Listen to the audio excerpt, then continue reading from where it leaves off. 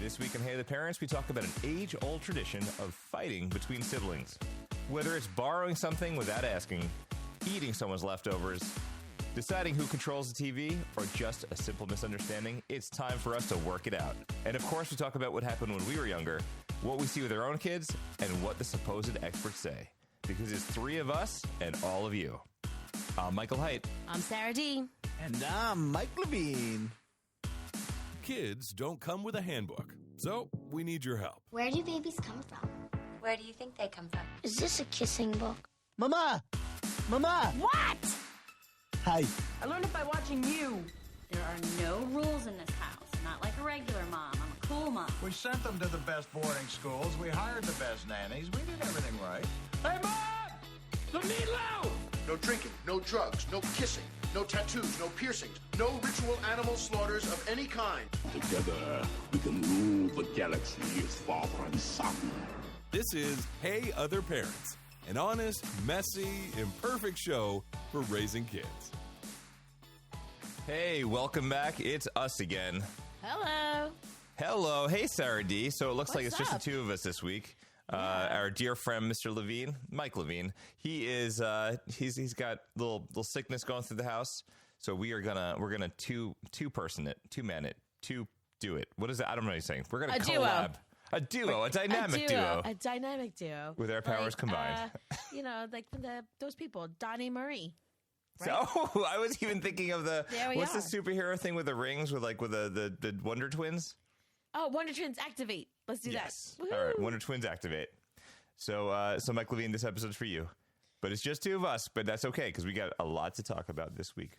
But listen, before this show started, I was so excited because my middle guy, Ethan's like, he's always trying new games and stuff and things like that. And there's this one game, Portal, that is one of the games that from years ago I absolutely loved. And this past week, with all of our sales and nonsense and figuring out the Black Friday and Cyber Monday and all the sales that keep going on, we ended up picking up this Portal package of Portal 1 and Portal 2 in the Switch. It was $7, $6, whatever it was.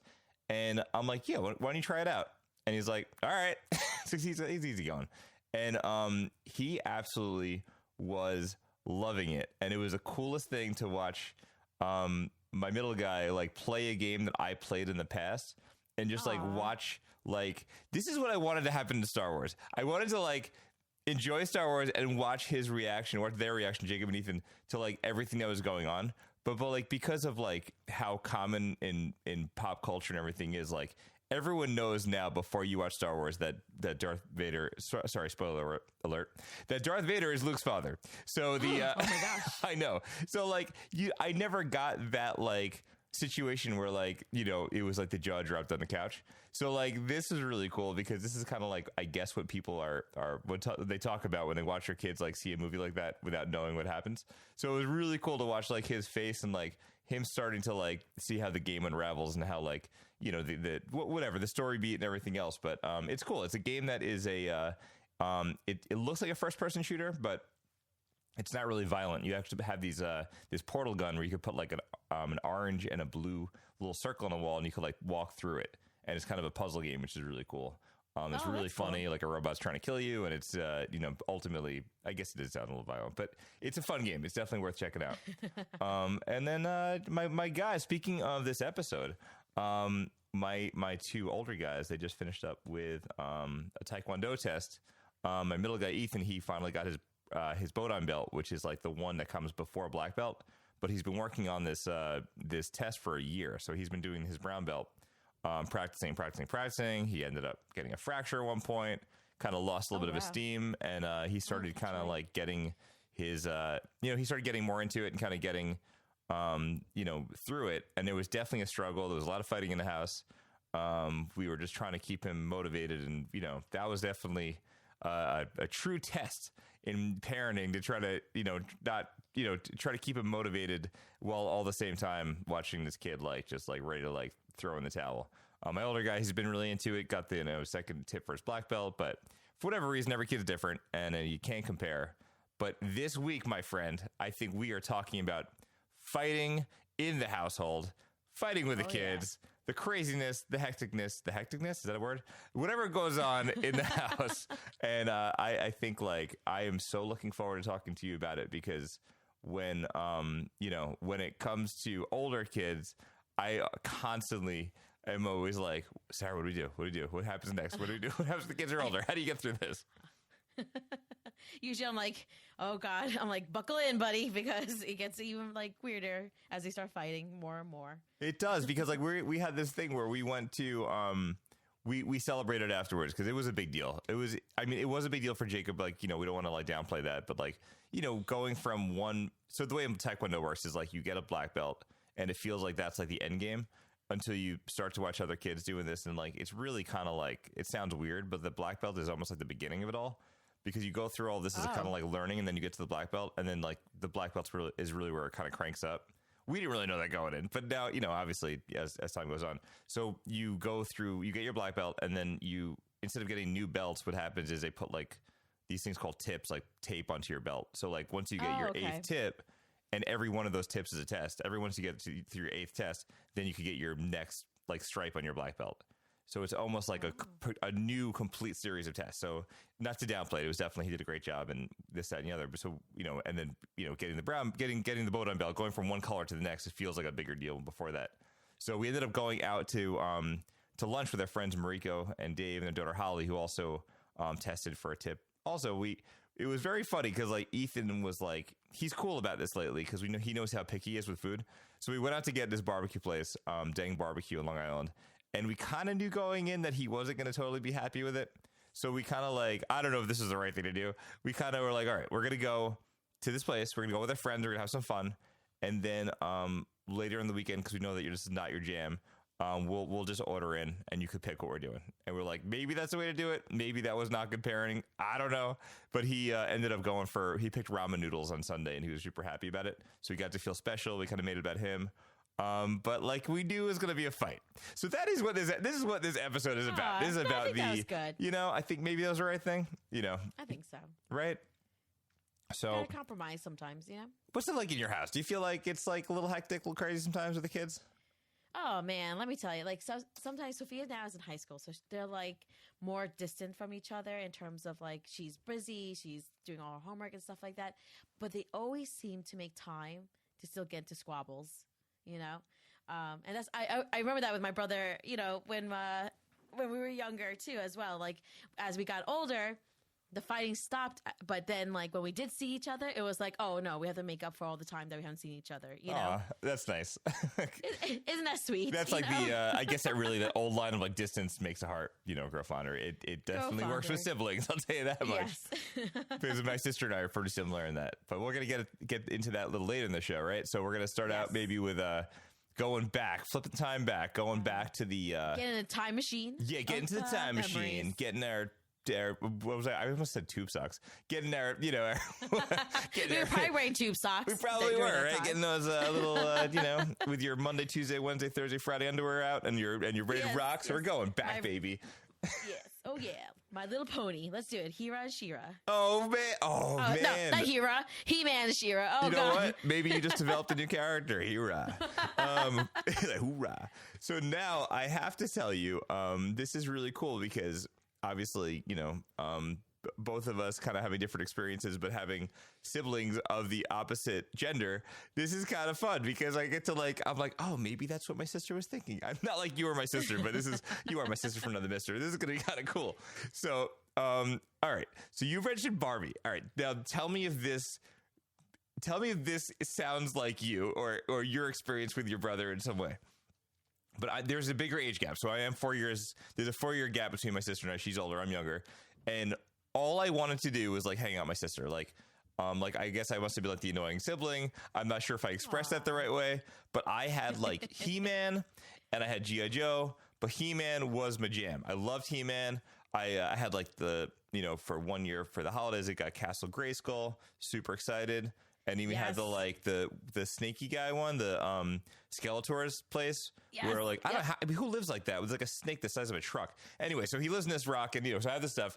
That's my jam. Loving the He-Man. My sister was the next room over in this bigger room, and she had all of the Barbie stuff, obviously, right? So I was like, can we play together? Can we play together? Like, like really wanted to play. And then one day, she's like, yes. And I'm like, oh my gosh, this is amazing.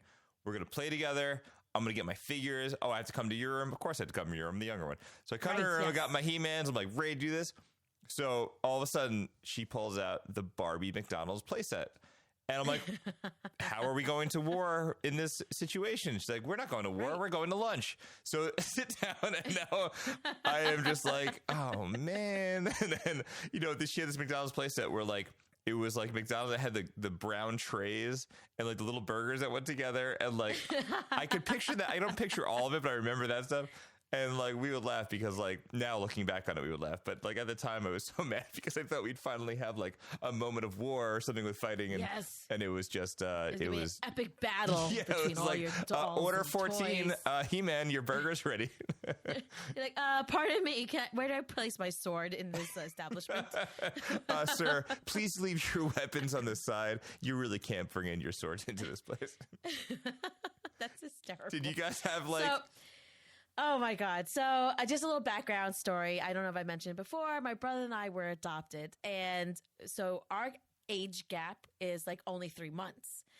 So we were raised more like twins. We're not biological siblings. So in a lot of ways, like we had like twin conversations, like where like I kind of knew something about him. We had like our own little language. So we were super close when we were growing up. So with the He-Man and the She-Ra, we were totally into it. One time I remember he called that. Remember those 900 numbers back in the day? Oh my God! Charge you like $5 million for each minute. Yes, because like your parents would go out, and it was like, it was like you would watch it. Like, it was like maybe like a minute cartoony kind of commercial, right? And it would say, "Kids, call this number and find out what happens in the story next," or something like that, right? Yes. Or it's like, "Hi guys, He-Man, She-Ra really want to talk to you. Call this 1-900 number that's going to cost your parents a buttload of money." Yes, and then like a little like white text at the bottom of the screen. It would say like $8 the first minute, $450,000 the next minute, and whatever else. Yes. So my brother called because he was the adventurous one. And I remember sitting back and being like, is He-Man on the phone? He's like, yes. So he's like, hi, He-Man. And I'm like, I want to talk to She-Ra. And my mom caught us in the midst of that conversation. And she like hung up the phone. She's like, oh my God. And then we didn't get in trouble really. It was just like, they're kind of like, I think like complaining like, how do they do that? Put it on the TV, blah, blah, blah. But anyhow, but I could definitely relate to your sister with the Barbie dolls. Because Anthony wanted to play, and I would be like, hey, Anthony, can we play like, Barbies? And he's like, okay. But then like he would like rip Ken's head off and be like, oh, he's an alien now, and he's eating like your Barbie dolls. And I'm like, oh, like that is not how I wanted to play. I wanted to play nice. I wanted probably to be at McDonald's, having a civilized dinner and ordering food. But he wanted to play aliens and Barbie dolls, their heads were being ripped off left and right. And if you guys don't remember, those old school Barbie doll heads were so hard to put back on. So they were never like, were they squishy? They were like, when you ripped off the head, there was like a little white tab. Yes. That would like the doll's head had to get perfectly back on, but you could never like really get it back on that way. So a lot of my dolls' heads had no neck. God. They were just head and shoulders. And it would be, yes, exactly. They look just like that, all squinched up. So, it was fun playing with my brother. Thanks a lot for ruining it, Anthony. You made Barbie have some traumatic experience. I know. Then I had to make up a whole storyline why they looked like that. It was it was a lot of work. Huh. There they were, working at McDonald's with a crushed neck, trying to serve people, always looking in the wrong direction. I'm like, she was born this way. That's amazing. It's so funny. The 800 numbers, or 900 numbers, whatever they were, we did that too. I remember, I think it was, I'm trying to remember now because there were so many of them, but I don't remember if it was Woody Woodpecker, He-Man, or Freddy Krueger. I really think it was He-Man. I think that was, we also called that number too, but they didn't even, it was a story. It was so weird. You call up and like, hey, thanks for calling He-Man. Let me tell you about the time I was at Castle Grayskull and brr. Let me keep you on the phone as long as humanly possible. Thanks for calling, kid. Do you want to hear the story again? I have another one. You're like, oh my God. But yeah, similar. I don't remember what happened with that. But speaking of phones, oh my gosh, you just totally reminded me of this. So my sister was 4 years older, so maybe it was like a different dynamic because of like she would kind of like babysit me after the babysitters were like, after my parents were like, we need to stop paying for babysitters. Your sister's old enough; she could watch you, more or less. Yada yada. So anyway, one night they went out. They would usually go out for like, I don't know, how do they do? I guess occasionally they would go out. They go with their friends, like Saturday night. The Friday night, maybe we would go out together, to eat, but not every weekend, whatever. So they went out to eat, and this is back in the day, obviously, and they would leave the phone number of the restaurant. So, and it was like, call if you need us, but like an emergency, whatever. Okay. So one night, my sister's watching me, and this is not when she decided to tell me to look at the Native American picture while she ate my ice cream. This was a different time, but for whatever reason, she wouldn't let me have apple juice. I don't know why. And we don't know why, but anyway, so she wouldn't let me have apple juice. And so, of course, I did what every young child would do, is call the restaurant. So I called the restaurant, called Kwang Ming, which is a Chinese restaurant. And apparently, like, this is like old school. So like no wireless. So they must have had like the phone like on a platter connected to a wall and like walked the phone over to my parents' table. And my parents picked up, they're probably freaking out, like something went wrong. This is an emergency. And I'm like, Mom, Dad, Melissa won't let me have the apple Oh my juice. God. Because a kid, you're probably like, that's it. Now you're in trouble. I'm calling. That's it, Yes. And right. and they were, I need to follow my mom and ask her about this because this is like absolutely ridiculous. Like, could you imagine, like, you're in the restaurant and like everything's like, whatever. People are eating, you hear the noise, and all of a sudden, like, the waiter comes over with a phone and is like, you have a call. And like all of a sudden you're like, now they're probably listening in because I have to like hold the phone, and you're like now negotiating with your child that they just give the child the apple juice. We're at a restaurant right now. Right. You're like, that's the one time we go out for dinner. We just sat down. I wonder if like I wonder if that situation caused an argument with my parents. Like, I can almost picture my wife and I like sort of like somehow infecting our meal and like us getting into it, and then be like, oh, I shouldn't have left them. Why'd you leave them? I don't, like, right. She's not old enough. I told her she wasn't old enough to be babysitting him. I can't even picture. Oh God! Like, I've been there. Like, I can picture the restaurant. Spoil him with all that apple juice, Yeah. and it's going to be a problem. It's going to be a problem if they just have water. Who doesn't have water? No, but the Exactly. Because like I can picture like the whole setting. Like, I don't know. It's very funny because I don't know if you've been to like restaurants that like just have not been updated. I've never been to a restaurant before. No. What is this? Rest nut? What is it? What is it? I've never been. But this place is Chinese restaurant. They haven't updated in like 30 years, and it probably I know the same exactly waiters. what you're thinking about. You know what I mean? Like, and I can picture it now. Like, I almost picture like we're in their shoes. Like, like the whole like this. This is us. Like, I know exactly what restaurant you're talking you about. You are right. It's got like the I pink salmon like booths, and they're like, oh man, this is amazing. I just feel like same carpeting probably. Imagine if you're like a fly on the wall, just like watching this whole thing go down from the future. I don't know. This is crazy. That's amazing. But my sister was like, she told me, like, because I say this every episode. I talk to my sister beforehand.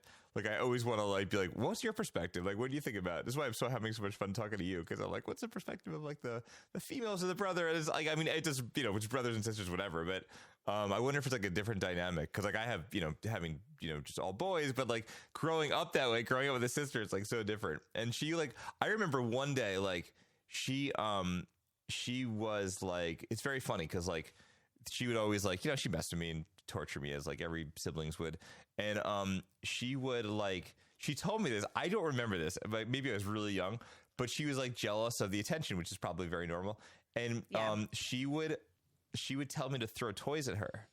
And so I don't know how many times this worked, but so she would tell me to throw toys at her, and then she would fake cry to get attention from my mom, and my parents didn't buy it, and they were like, just stop. And like, knock it off. It made her more jealous, apparently. Like, do you remember getting like each other trying like to get like each other in trouble? Like, do you remember any of that stuff? I remember like no, not really. I like my parents, like they put us in the playroom family den, and like my mom would like sometimes just close the door, and I would dread that because I'm like, oh God, it could go really well, or we're gonna have this epic fight where I'm gonna be like WWE like moves gonna be put like on me, and I'm gonna be like fighting for my life in there. Right, like that's there's an ice pack somewhere in your future. You just haven't gotten it yet. Yes. But that's like what I remember. Like I don't think we ever like blatantly tried to get each other in trouble. Now when we got older, and someone was sneaking around outside of the house, I would definitely be like, I'm gonna tell mom. Ooh. Oh, you're like, I'm gonna keep this one in my back pocket in case I need something. Yes, I'm gonna tell her about that time you strolled in at 2 a.m. and I had to help you up the stairs. Oh my god. Hem. Did you ever have like a situation where like you or your brother, like one of you looked out for each other, like in a fighter situation? Because like there was this kid that was like a total like jerk on the bus, and like he thought he was all tough, like now like God only knows what happened to this kid. But I remember like he was like whatever, he must have been like messing with me or something, and my sister walked over, got behind him, grabbed him by the hair, and pulled I don't know how much hair she pulled out of his head, but like she grabbed him by the scruff of his neck. He was like pulling it. I think that was the end of that. But I was that day, man. It's like that whole thing: fight with your siblings, but don't. Once somebody messes with you, that's a different story. Right, like that's my sibling to fight with, not yours. Right, like, you need to take take a ticket. Back it up. So in preschool, young Sara and young Anthony were there.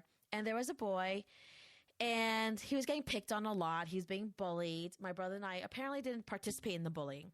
But they would call this boy a certain name, and I think my brother finally gave in to like peer pressure. He called him by the name that the boy did not like, and he punched my brother square in the face. And I heard...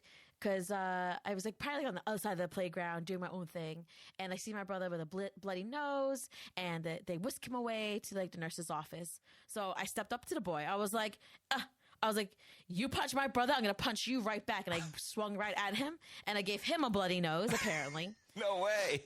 Mm-hmm. And then my mom said that she got a call that all of us were in the office, and we.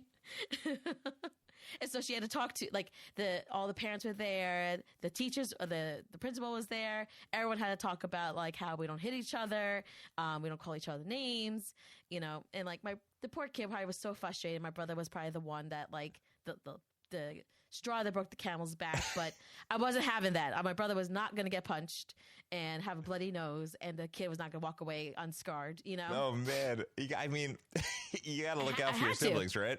I did. I was like, oh no. I was like, this is rough justice over here. I'm like, we gotta, no way. Regulators. I was like, I'm 5 feet right now. So probably then my mom said, she's like, my dad actually would laugh too. He's like, you were so tiny and this boy was so much bigger than you. And like, he just went for it. I was like, that's amazing. Yeah, that's right. Because like that, probably was your brother bigger than you at the time too? Yes, he's taller than me. Yep. Oh, so you're like, I don't care the size. I could deal with this at home. Yes. And then also too, when you're like 5 feet of fury, now, like I always think that I can always like take down someone who's bigger than me, so. Right. 5 feet of fury. Oh man, maybe that should be today's episode's name. The thing that's crazy is like, we would get in trouble, and it's very funny because like, we were in different rooms, but my parents had, I guess like, what is that? Like forced air? It was like the heat and the AC, whatever. So like, I don't know if that even matters in the situation, but the like in between the rooms, I guess to let some of the air or like circulate, we had this like little vent thing in the rooms. So like, it was very funny. Like we if my sister and I got in trouble, we would like, I guess as we, maybe this was like a situation where like, either we got in trouble and then kind of forgot what we got in trouble for. We're still in our rooms, or like it was something we both did, but we weren't actually fighting with each other. We would like talk through the vents, like we were like, in prison or like, cellmates or something like that or whatever. Oh, I love it. It's so funny. And we would laugh. And I think I don't know if my parents thought of it. Like we thought we were being so smart, but then they would yell at us some more. But like we would talk through the vents, and like, that was like our little, like, I guess we're both in trouble now. Now I'm bored. What are you up to? That's so cute. I love it. Right? So back in the day, my brother and we actually shared a room. Oh, you did? Okay. And we shared a bed. No way. I don't know if that was like strange or whatever. We lived in a Cape or whatever way back in the day, our first house. And so you had like one side, like you had like upstairs, like you had the like one side of the house thing. Upstairs. Yeah, like we just had like upstairs, like where we just ran wild, unintended. Because I think my parents were downstairs. Oh, so the whole upstairs was like the playroom and the... No, they're upstairs. They were upstairs too. I forgot. Now I remember. Now it's coming back to me. It's weird, right? But so there was the bedrooms were 2 bedrooms upstairs, and then the rest of the house was downstairs. Okay. So like we slept together. Well, probably because they didn't want to be like on a different floor than you guys. Yeah, and then like it was nice because like we used to like hang out and cuddle and like sleep and stuff like that. And then we moved to our second house, and he got his own room. I got my own room. But we were like, because I guess we were so used to sleeping with each other, we would be like, okay, whose room we're sleeping in tonight? You know, and like we would that's like so cute. go back and forth. He had bunk beds too because my room was a little smaller, and I had a singleton. So like his room was always the best place to sleep in because like we had the bunk beds. Somehow one of us would wind up in the bed with each other. You know, like so it was like really nice. Like we had good times. Oh, that's so that funny. that was a nice moment, right? Right. So we just factor out all of the problems and we put that in there and it's all good. Yeah. Oh man, there was you mentioned before when you were older. So as we got older, we used to go like more and more trips and stuff. Like my dad was like really into like showing us different places and going different places in the country and seeing like the West, the Midwest, and all that stuff. So one summer we went out west and this was when they used to still serve like food on a plane. So so there was this one, I don't remember what we ate, didn't matter. So my sister and I are next to each other and I ate our food and then she's sitting there and she wants to be difficult.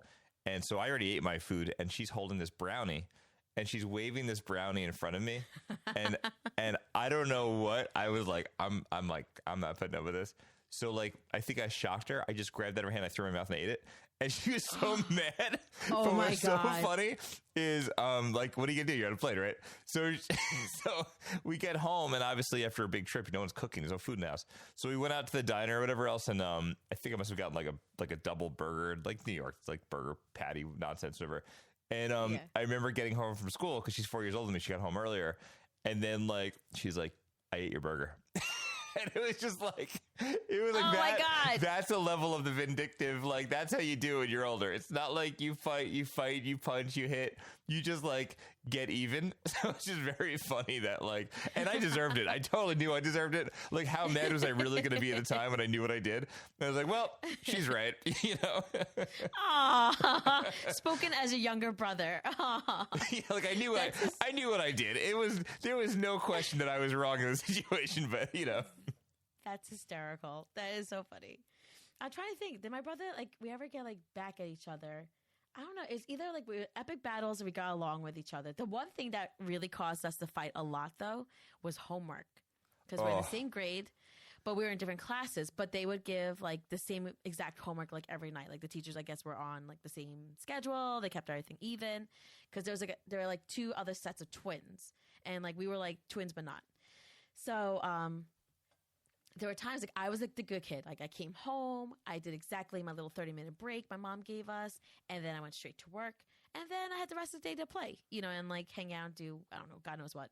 My brother, on the other hand, would come home, take 8-hour breaks, dinner time roll around, and then he'd be like, oh my God, I gotta do homework. So then he would come to my room, take my homework. No way. And like we would fight like to the death, like over homework, like brawls would like break out because I was like, no, I did my homework. You got to do your own. So like, or sometimes I'd take pity on him, just give it to him. But like sometimes like I really wanted to be, so it's like mixed messages, I guess. Cause like, right. He's like, dude, like you gave it to me yesterday. If I can just give it to me today. And I'm like, no, today I feel like I'm going to make you learn something, you got to learn those timetables on your own. I'm struggling here. Oh, that's wild. So no way. That was like, we would literally fight over homework, Oh, and like sometimes my dad would be like, Sarah, just give him the math homework. And I'm like, no.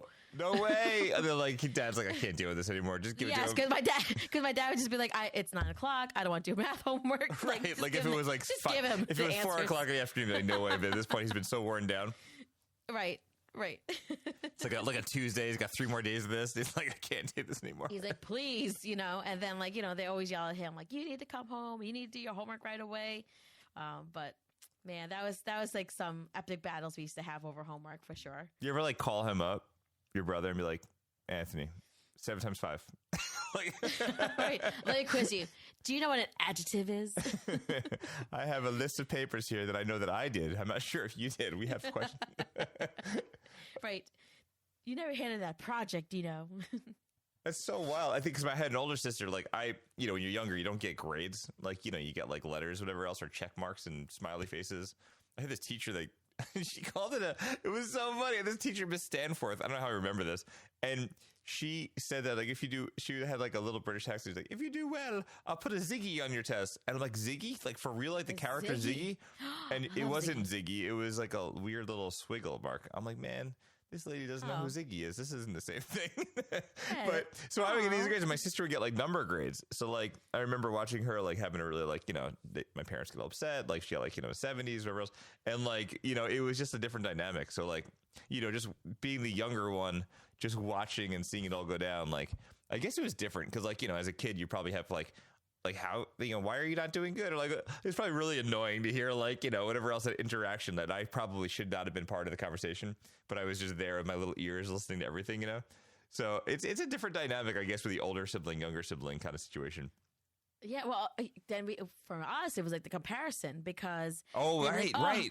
Like, my parents were like, oh, I know Sarah's grades are going to be good. You know, like, so back in the day when we were younger, we got, like, it was called VGs, like, very good, good, S. And that's like how there was like an A and E. Remember that? Did you have that also? Yes. Yeah, we had that too. So, like...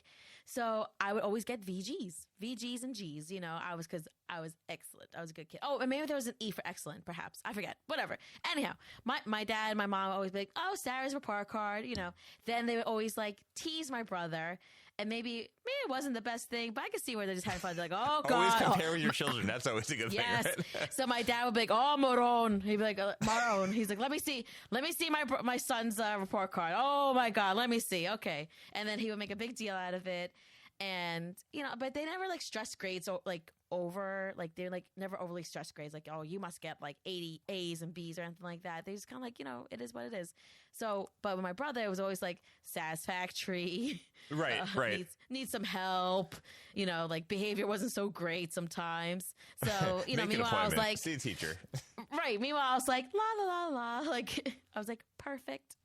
Oh, but then like, did you have the reverse of that where like, then you would like do really well and it was just like, yeah, that's what she does.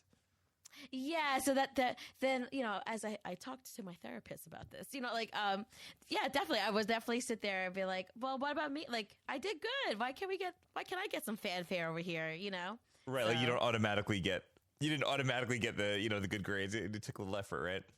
Yeah, then that was a good. And then like the only subject like math was never my thing, so like my parents were happy if I got a D. They're like, okay, good job. D for diploma. D for just passing. That's so wild.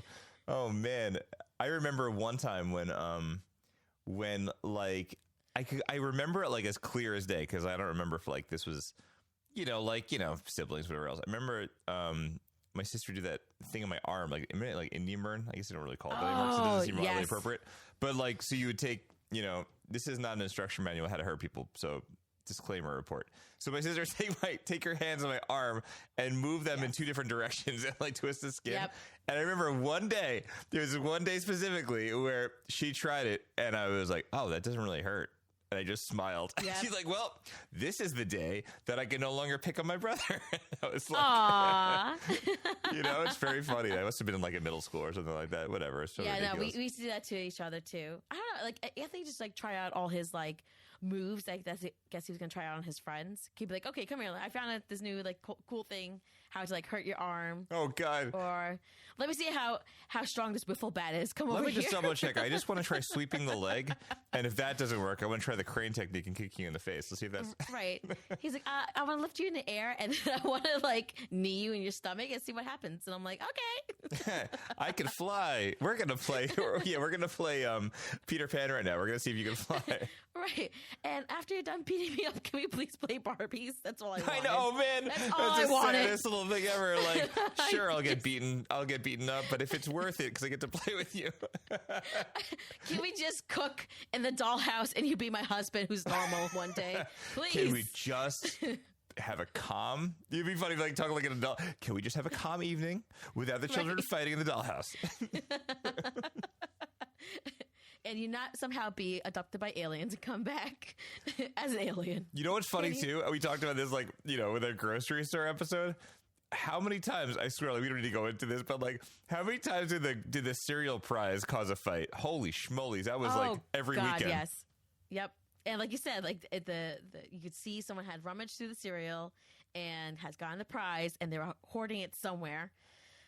So Do you remember the sticky hands that like, or no, wait, it wasn't. I don't remember what it was exactly, but there was something that like you could put on a wall or a refrigerator, and it was definitely sticky, and it would like it would roll down the side of the wall. Oh my God, yes. What was it? Was it a hand? I don't even remember what it was. I don't remember anymore. But Maybe it was a spider. You did Maybe it was that. like a spidery Yes. thing. But the thing is, like, once it hit the carpet and it got like the schmutz.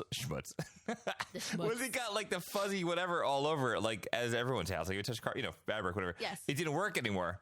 So Yep, like that was it. It was it. Like I guess if you washed it off, it wasn't really sticky anymore. Then it wouldn't really work on the walls. But so this toy would probably last like maybe 5 minutes. But like whoever got it first would basically ruin it for the next person. So like then that was it, you know. So I remember how many times you were like, you know, just that despair of like, oh well, I guess no matter what, whether I'm playing with it or not, it's never going to be the same as when you first take it out of the box. The spider that crawls on the refrigerator. But anyway, let's you know, I think we're ready to discuss what it is like as parents now, because we know all these little moments that we've been through. I feel like it's like almost like these little things you say to yourself that are like, oh, well, if I experience all this, maybe I'll have a different perception like when I'm an adult, and I could like know what not to let my children do or like catch them in the act, or like, oh, they're in the other room. Maybe they're trying to balance each other and trying to hit each other. Maybe I need to know what's going on, and I can kind of predict what's going on with my own children. But for you, I'm sure you're probably the same as me. Like even like on a play date, like you do that thing where like you kind of like you're listening. And you're trying to figure out, like, are they yelling at each other? Or are they having fun? Are they screaming or are they fighting? Right. Are they? What's happening over there? Which child is it now? Screams of pain. Yes. Right. Which child now is being hurt? Who really probably started the fight? You know. Right. So tell me about what's it like for you guys? Like, what is it? What happens in your house? Like with your kids? You have like Sanisha and you have Juju and you have Sophia. Like, what goes on there? I have to know, like, how that was when they were younger and all that good stuff. So Nisha, she was 10 years old when Sophia was born, and she absolutely adored Sophia. She was like a big doll for her to play with. You know, she like helped brush her hair and help dress her up and pick out little outfits for her. And then Sophia started talking, and so Nisha always said she was never like a baby. She was always like a grown person. So one day, and they were like they play with each other, and like Sonisha would tease her, and she was always so sweet to her. And then you got this sassy little girl, Sophia. One day she called Sonisha. She's like, "You're peanut butter and jealous." And meanwhile, she's only like 2 years old or 3 years old. Oh, because the best and name like ever. that was like, and it was like the ongoing like little thing in the house. Like we would be like, "Oh, you're peanut butter and jealous" to like each other and stuff like that. It was like so cute. Like that was like probably like one of my favorite moments. But like that was like the first time they started like fighting, because then Sunisha was like, "I'm not peanut butter and jealous." She's like, "Who do you think you are?" And we're like, you know, like tickle her and like things like that. She was always sweet with her, you know, when she was little. But now as they're older, you know, like Sunisha's like, because she's old enough now, like where Sophia's like trying to like get her attention, but then at times is like they're too busy doing their own thing. But Sunisha would be like, "I'm throwing these things out. Do you want anything?" And Sophia would be like, "Oh, I'll take that. I'll take this." Oh, like hand-me-down stuff, like almost like hand-me-downs, like cooler things, you know, like to have or whatever. Oh, that's kind of cool. So, or Sunisha, like sometimes she comes down, she's like, "Oh, that's crazy how you speaking to your mother. I would never have done that before. I was not even allowed to speak like that." So, she's like, "These kids nowadays." And then like Sophia's like, "Well, I'm sorry that you were so lame when you were younger." She's like, "I wasn't lame." She's like, I had a crawl before you guys can run. So like, oh wow! So she does like, have that older. She's like, I set the way for you guys, you know. Oh, that's wild.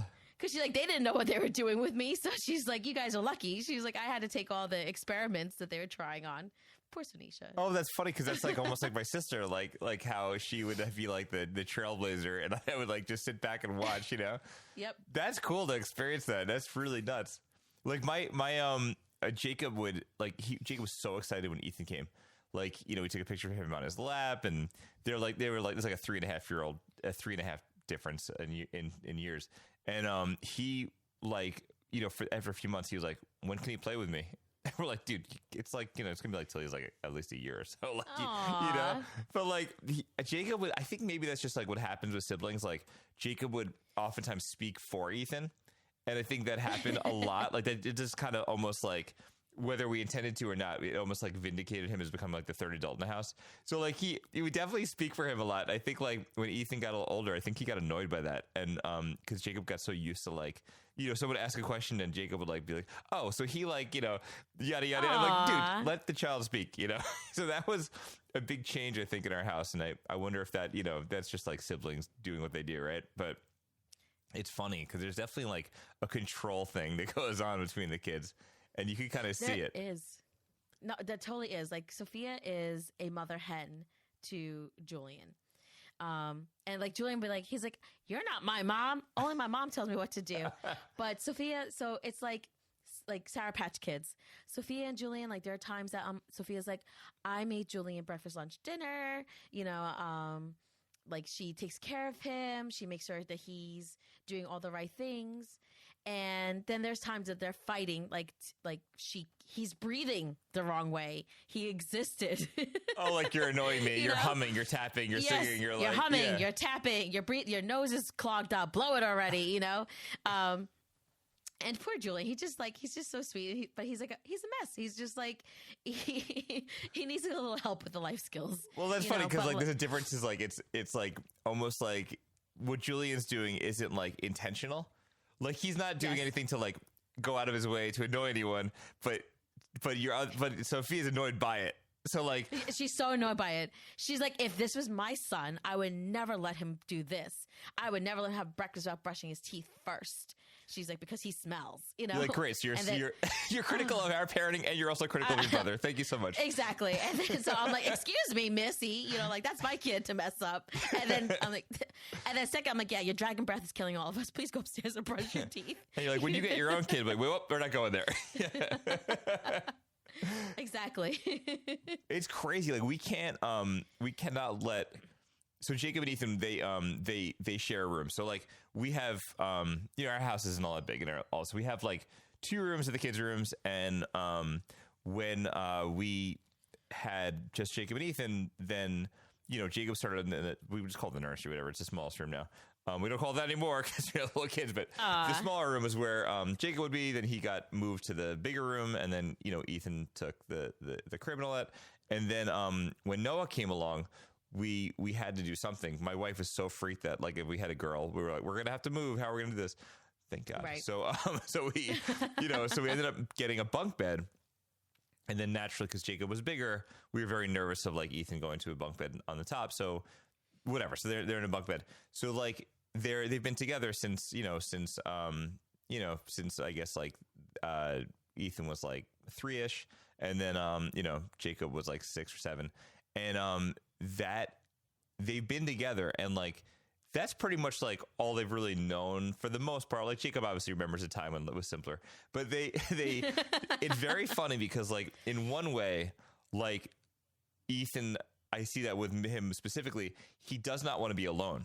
Like even if they're fighting, like it's almost like with an attitude, where's Jacob? Like it's almost like, why is he not in this room? Like, because we have this thing where like obviously with 2 different rooms and kids, like, or 3 kids, whatever, like when they're in separate rooms, like you could put them to bed at different times. But when they're in the same room, it's very hard because like especially the younger one wants to be wherever the bigger one is. And it's almost like you're going to put them in bed. Then what are you going to do? You're going to put the bigger kid or the younger kid in and try not to like wake up, the younger one. And it gets kind of hectic. So they do like each other. They do get along, but like for little things, like my wife and I, like, cause she's mostly home in the morning, before they get out of the house. Cause I leave a little earlier than her, and, they cannot get dressed in the same room. They literally cannot be in the room at the same time to get dressed. So she's like, you're going to the bathroom, you brush your teeth, you're getting dressed, and then you're flip-flopping. Do not go in the same room. You can get your clothes and take them out, but you are not going to get in the same room. It's always a fight. It's always a problem. And it's either that they fight or argue, or that they take like 25 times longer than they need to, and we still have to get them out of the house to get to school. So they're like, it's like, there's no reason why you should still be putting on your pants for 10 minutes. So like, it's either like one way or another, but there's always an argument. Very sad. Do you guys have like a thing where like there's certain times of the day or like moments where like they cannot, they just need to separate? Like it's like, oh, like we need to go somewhere or do something? Oh God, I think it's like, I'm trying to think. It feels like all the time. No. Yeah, exactly. It's just like there's times like if I see like Sophia's kind of stressed out about something, I'm like, Julian, hide, run, like, because You're going to be breathing the wrong way again or something like that. But I'm trying to think, like, is there any time? Probably in the morning, like when everyone's getting ready. Like, Sophia Like needs in the to get same ready space? first.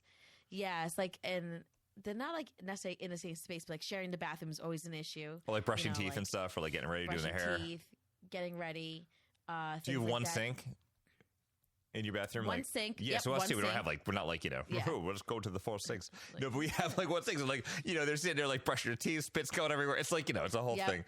Yes. You know what it is? It's like, it's the aftermath of things like that. So it's like, Sophia is like, Julian, come clean up your messes, like in the bathroom or on the island. And then. Oh, like there's like Julian, toothpaste like on the yeah. someone's going to wipe that and up. like, and Julian's so unbothered by all that. So he's like, whatever, like he doesn't care. He'll eat like on the messy island on top of whatever, like Sophia just left behind. He doesn't like an archaeological dig will find like lower levels of snacks. Like he's like, he doesn't care. He's just like chill.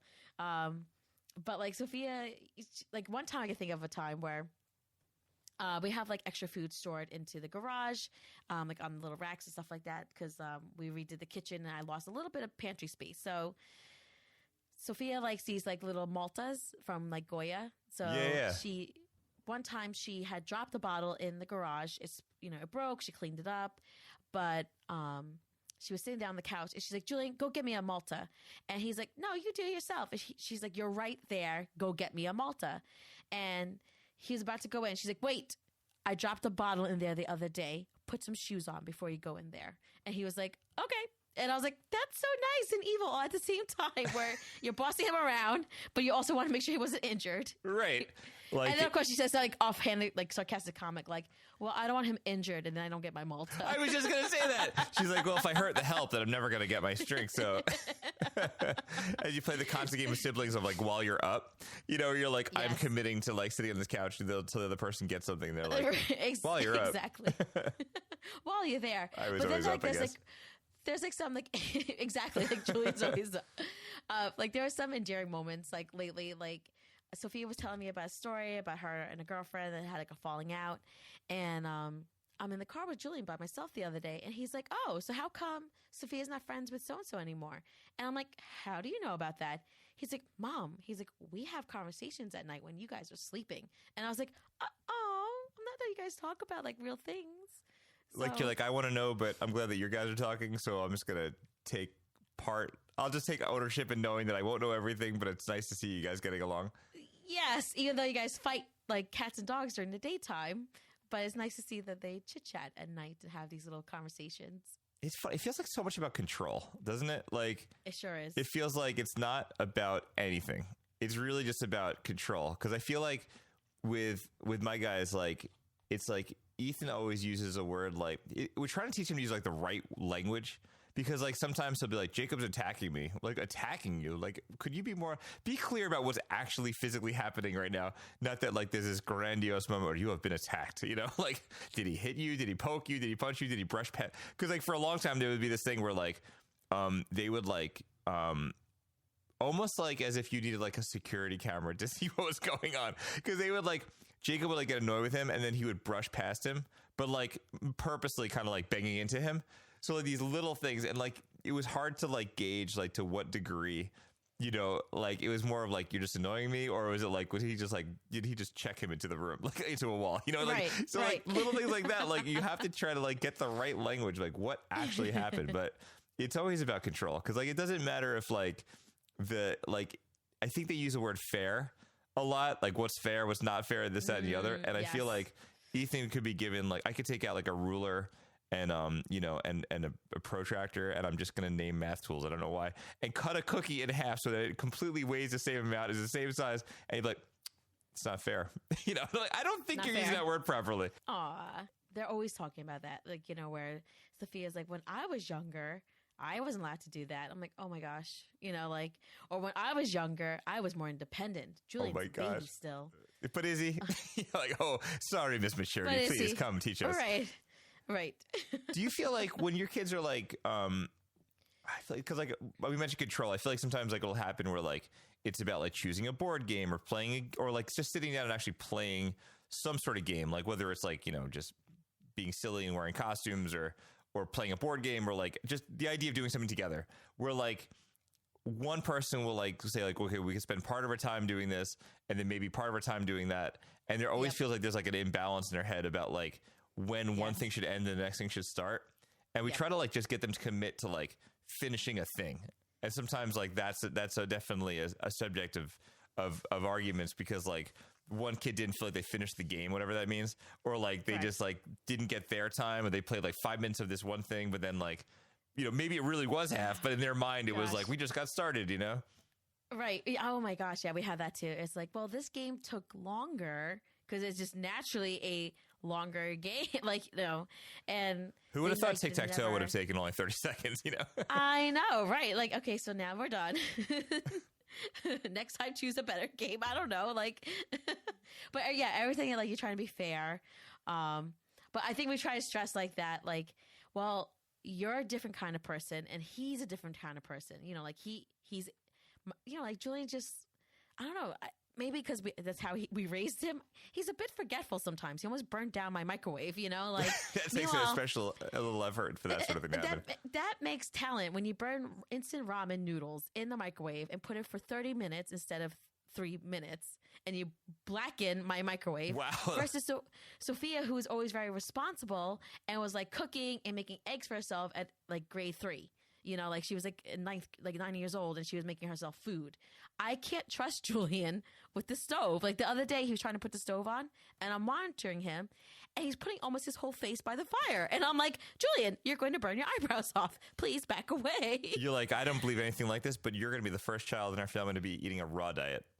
Right. So I'm like, so, you know, it's hard to explain to the kids that it's like, well, some of us have certain talents and some of us don't, you know, like Julian's still working on life skills and you're, you know, trying to be a nice person. So I don't know. Like, his executive functioning. No, it's crazy because like, I feel like you're right. Like it's just personality goes a long way too. And like people have different degrees of like what annoys them.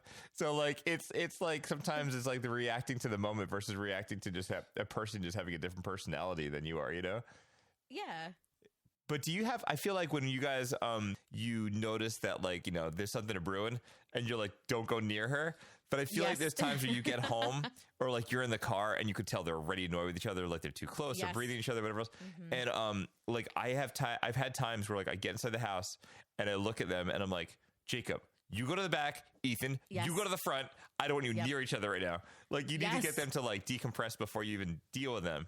Or like, and it's like, the thing is like, and I'm noticing that you're saying it too, is, you know, as like you don't really have the young kid in the house anymore. I feel like you're more inclined to talk to your kids like they're just people and not like, you know, you don't have to use like kid speak. You just talk to them like, not that you're going to just roll a bunch of curses, but like you just talk to them. And I think like, I don't know. I feel like it's a better relationship in general when you just like, just say what you're saying, you know what I mean? Versus like, let me try to take these words and put them into other words. And like, you know, like I feel like just like speaking to them as they're human beings is definitely, I feel like we've had an improvement maybe with just our house with things like just speaking as like on a level of like, I'm not telling you some version of parent. I'm just telling you legitimately, this is how it is right now. You're, you know, this is causing a problem in our house, but this argument has to stop. I don't know if it's helping, but I mean, I feel like it's better for everyone instead of having to translate your words into like, you know, mommy and daddy speak, you know? Once you get like speak to them and they can actually like understand and rationalize what you're saying, it's just so much easier, especially like dissipating like the fights. And like you said, exactly. I'm like, please, I'm annoyed already. Your brother's upset because he got a whatever grade on the test. You're upset because, you know, life. Please just everyone go into their own spaces. It's funny because like you and your brother kind of grew up this way. And my guys are kind of together now. I know that you were in different rooms at one point, but because my two guys are in the same room, they don't actually have a space. I'm noticing this with Ethan now, and I think he's growing up. He's actually doing better with this. I know this is going to sound crazy, but instead of like getting mad and like hitting or poking or shoving, he'll go into his room and Jacob hopefully won't be in there because like they'll be arguing, so we'll keep him separate. And he'll go in and he'll just like, you'll hear him screaming, like he is losing. Aww. He's like yelling and like just screaming to his pillow and everything, and he's getting it out. And like, maybe, I don't know if that's the right thing to do, but it does appear to be healthier because no one's getting hit. So it's like, I feel like he's definitely just like getting his frustration out however he needs to. And it sort of kind of dissipates a little bit. And I don't know, like, if that's just something that you learn that, it's acceptable not to hit or to get, to get into physical, altercations, but just getting it out and having a space. We realize now as parents, like that's definitely like a negative of having kids share a room is like, you don't really have a space to call your own. I mean, maybe like their bed or their portion of the bunk bed is a space, but that's pretty limited, right? So like, yeah, I feel like it's good to carve out a little spot where they can just lose it a little bit, or have a space to kind of get it all out or calm down where no one's there to bug them. Exactly. No, I think that's good. Julian does that too. Like he gets like upset, like he'll go in his room and like rage a little bit, we'll call it. Right. And like sometimes then like when he's like stomping around, we're like, hey, knock it off. Like that's too much stomping. I feel like too, like I feel like we kind of messed up. I mean, there's a long list of how we mess up, mostly me. But as parents, but like I remember hearing something too, where like I feel like I had to change my language or change my approach because I think like, oftentimes I'd be like, okay, go hug each other and work it out, whatever else. And I realize now, like, you don't have to like each other all the time, but you have to respect each other. So like, exactly. I don't think like it's maybe as healthy to like force them to be like in this mental state where they're happy. Like they're not going to be happy if they're not happy. So like, it's not maybe great to make them like force each other to be like, you must get along. You are brothers. You are family. You must hug. But like, maybe just like, this will pass. You need to work it out. But the respect factor is higher. And I think we're learning that because I think it's like, when they're younger, you feel like you made up. How do you make up? You got to hug. Like that's not the healthiest thing to teach them. I always say, we're like, oh, there goes to the therapy tip jar. Right. We're canceling Christmas. Listen, you're going to make mistakes. You're going to find out what's better. Your philosophy changes as you go along, like about stuff like that. And like, especially have their fight. Because you know what it is? I think like for me, when they fight, I'm like, oh my God, like I don't want them to have a bad relationship with their sibling. I don't want them to be like siblings who don't talk to each other. Yeah. Because I want them to have family. For me, it's so important, And so when they fight, and sometimes I'm like, oh my God, I'm like, why are they acting like this? Like, because I think of my brother fondly. Like we had moments and like we fought and stuff like that. But like, that's my brother. Like I will punch whoever I need to punch in the playground for him, and like, right. So right. I want them to have that. And I think they do.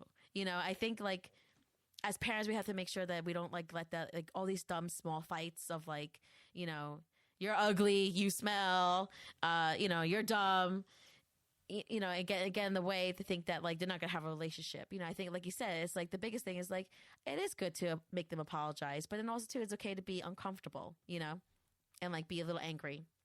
What's funny about that is like I like that. I like what you're saying. And as you're saying it, I'm thinking of like how like now, like after your kids, like, then you start to have a different relationship with your sibling, whatever else. But it's funny because like I'm thinking about like now, like in the moment, like that fear of like them not having their relationship. And that kind of drives us, our motivation sometimes. But I also laugh too, because I think about it, like my sister and I talk every week. Like we call each other. I call her on like Mondays, whatever else. And like I laugh because I'm thinking like, maybe it's not laughing. Maybe I'm kind of crying a little bit. So like, I'm thinking about my parents. Like, did they get I mean, obviously, like we have great moments with our kids, so it's not like it's it's all bad. Obviously, it's mostly great. But I wonder if like we reap the benefits when we're older of growing up and getting more mature. But like as a parent, when you're raising your kids, like you don't always see them have that good relationship until I guess they're older and they're like, maybe they're out of the house or whatever else. But like they don't, there's always still that rift in that dynamic of just like, I mean, you're living together. That's going to happen. But like, it's a different dynamic when you're older. So like, you like now, like, I might just pick up the phone and talk to my sister, but my parents are on the phone with us. So like, they're not seeing this change. They're not seeing this like different relationship that they probably put all this effort into. But Mom, Dad, if you're listening, I love my sister. We get along now. So you done good. Mostly, right. Mostly. No, I'm kidding. I don't know. But it's funny because the whole thing with when you're trying to like get through to your kids and like sometimes like it's a combination, like every kid's different and you probably experience this, in your own way. But I find like with one kid, like humor really works. Like I could joke and like once I crack that smile, once I get them to like, even if they're mad, once I get them to work, like it kind of starts to work itself out. But other times, like with not every kid, like I'll try to make a joke and they're just almost like annoyed, like, don't right now. Like, this is not the time for that, And like sometimes just sitting there in the room with the kid is frustrated is like, they don't even want to talk. Just like you being there and just like not being accusatory, not even saying very little, just being like, you okay? And just, I'm going to hang out here I'll just tell him like, look, I know you're mad. I'm not saying a thing to you. I'm just hanging out here. I'm going to flip through Twitter or whatever else. If you want to talk, we'll talk. I'm just going to be here with you.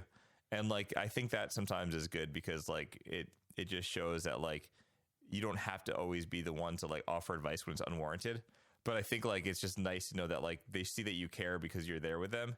And then they like you just, it starts to calm down on its own time. But yeah, my kids are so different. I don't know. Do you feel like that way too about like when the moment strikes and when they're arguing and like when it's starting to get over the fight, but like how you respond or like how you interact with them in some way to kind of get them to get ready to go back to society? Yeah, I think it's like, like sometimes I just feel like I just play like the neutral role and it's like, oh, like if we, because again, like they separate, they're angry, they're annoyed. Julian, like usually he's like Julian now because he's younger. He's trying to manage his feelings. He comes back. Me and Sophia are like, oh, that Julian, and he'll sit there a little grumpy. And then it's like, all right, like try to be like, hey, pass the salt, or like, oh, Julian, can you grab this? And try to get them like to just get back to normal, like, like, and just pull them in, right? I think it's definitely like this belief, and I don't know if it's actually true or not, but like, because people are people, right? But I feel like there's like this belief that like boys and girls are different and they fight differently, and like it's so stereotypical. But like the stereotypical viewpoint is that boys are dumb, they will punch each other and then be laughing 10 minutes later. But I don't think that's actually true. I don't think it really is true that like boys are one way and girls are another way. But I think like even my guys are so different where like sometimes it just takes time and they could be annoyed for a while or whatever else. But I don't think that necessarily stands true. Like, do you see any of that with your own kids? Like, is that common belief of like boys will fight, they just get it out and then it's over, and then girls kind of maybe like it's more of an emotional or hold on to a feeling, or like, do you see any of that, or do you feel like that's just like nonsensical? It's just people are people. Back like so, like I see like like growing up watching my brother with his guy friends. They get into an argument, they wrestle a little bit, and then I was like, all right, let's go to 7-Eleven now. And then with girls, it felt like if there was an argument, it like lasted long and forever. Like with Julian and Sophia, when they fight, though, Julian's like he's more in touch with his emotions. So I think it takes him a little bit sometimes to turn the corner, And Sophia is very much like she's very black and white in some sense, like with justice, like what's fair, that's not fair. This is fair. This is, it's like she's very realistic in that sense. So like, I don't know, like. Or is she just waiting for you to acknowledge that, like, she's been done wrong? And, like, she just, like, she needs someone to acknowledge the fact that, like, yes, that wasn't fair, and now she needs, like, someone her else feelings sees validated, or at least her viewpoint, like, validated. Like, yes, you're absolutely right. Julian making a mess and spilling things all over the place when he sees you're doing homework at the table. He didn't have the foresight to see that he was going to probably spill it everywhere. And, like, yes, this stinks. But, like, yeah, she just needs, like, her feelings validated. And Julian just kind of, like, needs to, like, get it all out, and then he's like kind of okay. Like, so like I don't know, like with them when they fight, like it's different. I don't know. They don't.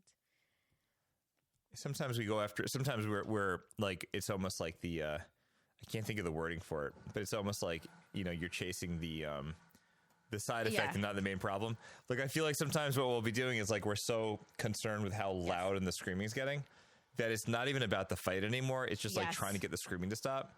And I feel like that's probably not great because I think we're not really listening to what the person who's screaming is really saying. We're more concerned of like us not going deaf. So like, like sometimes I think we have to kind of remind ourselves to like stop and go back and listen to like, where is it really coming from? But in the moment, that's pretty darn hard to do. Especially like after you have a long day and you just want some peace and quiet, and then they start up and you're like, oh my gosh, Well, I think like one thing that was kind of wild is we found this article. When I saw the article, I honestly got to be truthfully with this. I saw the name and I was like, I don't want to read this, because it was like anytime you see an article that has like like a catchy phrase on it, or you see like an acronym, you're like, I can't. I'm sorry. We're not stop, dropping, and rolling right now. So the thing that we did find was this article on time.com. It's called the team approach. What was pretty wild about it is it just talks about how people raise their kids internationally and like different approaches to things, and how like this mother, had this child and they're fighting all the time, they're arguing, and it's getting to the point where like many of us have that sort of lifestyle where like, this is the age now. What's it going to be? The terrible 3s, terrible 2s. Yes, that's right, new parents. There's terrible 3s, maybe 4s. So the idea is that that people internationally, people just in different cultures, just whatever, they raise kids differently. There's all kinds of situations. There's that book about how French parents raise their kids, and the helicopter parent, whatever. It's not about that. So what this article is about is really interesting, is just this idea of two aspects. One of them was like how she experienced going to the country and seeing how like kids would just get up and like clean the table, or like wash the table, or bring the dishes, and like just do it without being asked. And that was like an interesting part of it. And I wasn't sure necessarily why that connected to like why this is connected to the parenting part, but the arguing. But the combination of that, first off, was just like giving your kids responsibility and allowing them to do things that they can do and being part of like the team. So like this idea of like, you're the parent, you're the kid, here are your chores. Yes, cool, great, whatever. But that it's like, you're capable now of bringing in the dishes. Now you're capable of washing the dishes. Now you're capable of doing this part of the meal. You're going to do it. And it just becomes kind of like, you're part of the family. This is what we do. We all need each other. This is how we operate. And it's a different mentality than I know that we have in our house, where like, these are your chores. You have to do your chores if you want to get like your allowance at the end of the week, instead of like, you're just doing this because we need your help. So that was interesting, because that is like the catalyst to the entire conversation. The other piece of it was that, and I don't know, like Sarah, I don't know how I feel about this, but it if it works, it sounds good, but I don't know what kind of like emotional damage it would do in our house. But the idea is that like in other countries, oftentimes parents just don't get into it with their kids. Like they don't sink down to that level. So if a kid starts arguing with you, a kid starts fighting with you, keep calm and just walk away. And what they're saying in this team article is that they didn't say that it's going to be easy at first, because it sounds like it's going to be terrible. But this woman was like the American woman was looking at it and saying like she's trying to count the number of times that she would like give direction, or like sort of get into it, or like try to like adjust the way her child is acting. And she counted like 55 times in like 15 minutes. Whereas internationally, like this woman she's watching, like maybe it was like 3 times in an hour, which was wildly different. And it was like, not getting into it. And the belief is that there's no bickering, there's yelling, and that over time, the kid doesn't feel justified in getting into it with you. So that the belief system is that when you just walk away, they start to learn that they're not going to get the satisfaction or the rise out of you from that. So that there won't be an argument, because they're not going to get anything out of you. They're not going to get the justification or the feeling or the self satisfaction knowing that they were right, because you're never going to get into it with them. So I don't know how I feel about that, but I mean, it sounds great. I'm not sure in my house how well that would work. I want to give it a try. I think there's some like valid points in this article. Like, so I did see that there's like the 4 elements. It is togetherness, encouragement, autonomy, and minimal. I missed that apparently. Interference. No, it's there. It's like hidden somewhere. And so you said something that really struck, is that I believe that, if mommy's tired, please clean up the island, do the dishes. That'd be nice. Or it's like, guys, like, I'm just so tired right now. Like, can someone please do this for me? Do that for me? We don't have chores in my house, actually. Not because we didn't want to, but these kids resist chores, like no one's business. So like what we do is just basically, it's like, can you get the shoes out from here? Like, just kind of tell them like, oh, can you do this for me? Do that for me? Like, so I don't know, like chores, not because I'm anti-chores. It's just something that we didn't really establish. We didn't have like the brain power to really get the rules going and stuff like that. But maybe there's something good about that. Maybe that is because like I think that we tie this horse to money management, and we're going to talk about money stuff in a different episode. But I think that ties into an allowance, which is like a whole different conversation. But like it got for us, like it just like Sophia's like she's going to school. It's a private school, so she's away most of the day. So for her to come home at 9 o'clock at night to like do chores, like, or like once she's done with homework and stuff like that, do chores, it's kind of silly. On the weekends, she'll clean the bathroom on her own in the hallway bathroom. And then, you know, she needs money throughout the day. We give her money, which is probably like $5,000 million a day this kid eats. But Right. yeah, like, I don't know. Like, there's like some things like the walking away thing. I know, like, I read in some book back in the day, like when your kid's like having a temper tantrum, it's like to not engage is to like sit down and like kind of ignore them a little bit and let them have like their feelings. But I think like totally walking away into like the other room, without saying like, mommy's gonna go do the dishes. When you're done, let me know, you know? I feel like it can cause like abandonment issues maybe or something. I don't know. Like, but Yeah, it feels that way, like right? This is great though. Like, it's like definitely it, you know, it reminds me of that Netflix show. I never saw it, but the one that's like old enough where the Japanese children were being sent on errands. And they were like doing stuff on their own. Oh my gosh, you're right. Now, I never saw totally that wanna either. watch this Yeah. because I want to see these little 2-year-olds walking to the supermarket and grabbing some things for their mom and dad. You know, but I think it's like the idea that maybe like they are little humans and like give them some independence. It also too reminds me of like a very like Montessori kind of way of doing stuff as well. You know, like where it's like. Like the Montessori philosophy is like having kids become independent, doing household chores, you know, like cleaning and sweeping, and like plus this little cool isolated little activities. But I like that. Yeah, That's kind of this is that's an interesting how article. like I think we Yeah. both agree on that with the idea of like I don't want to cause Yes. abandonment issues either. So I think like to be seen, to not walk away to where you're just like walking out. I think it's maybe we both agree that like separate yourself a little bit, but still be visually seen.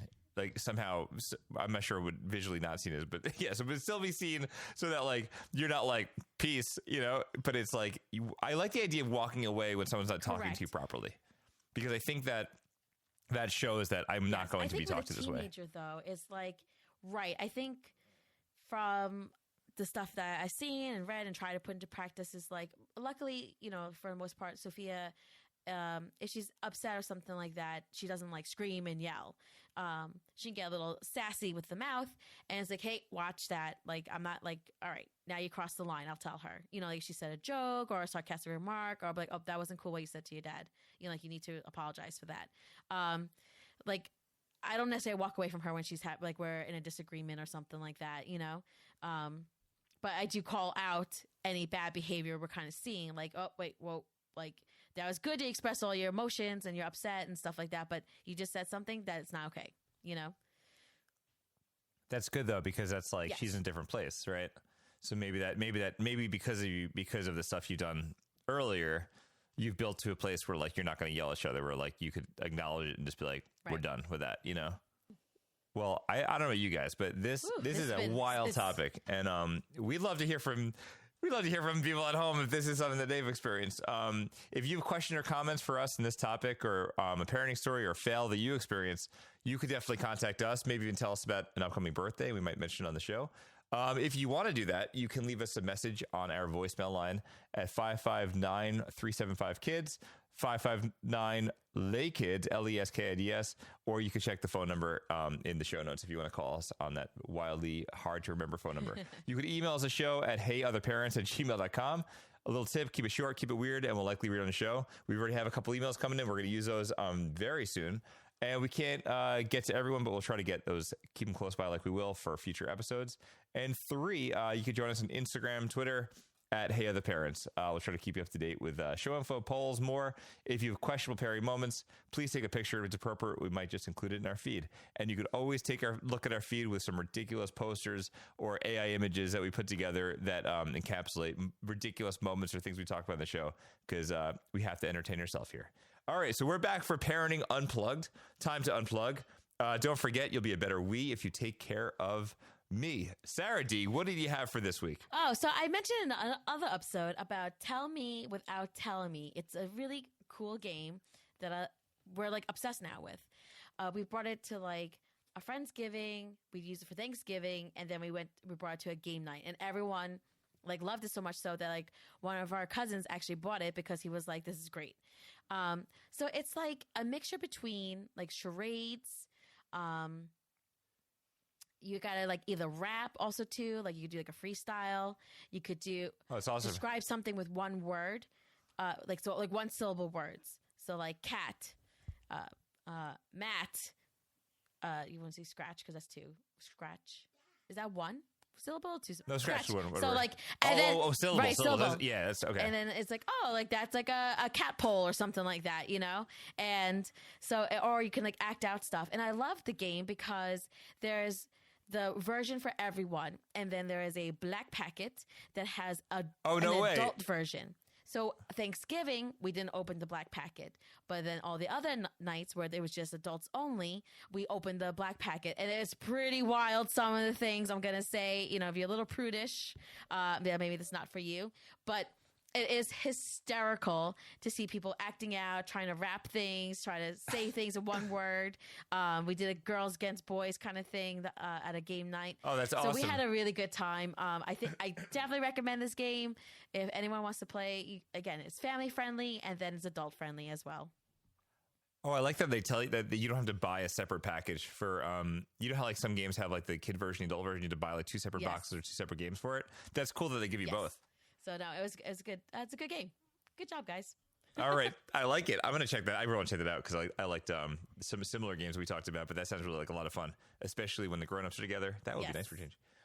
So the thing that I want to talk about is something else that probably isn't totally great for the kids because there's a couple moments there that you may not want to watch, but it's very funny. I don't know how else to get this, but it's okay. So what this is for those of us that grew up or know Harry Potter, there is a play that's a spoof on Harry Potter, and what it is it's a show, it's a play that you could rent online. So I think we rented it on Amazon Prime.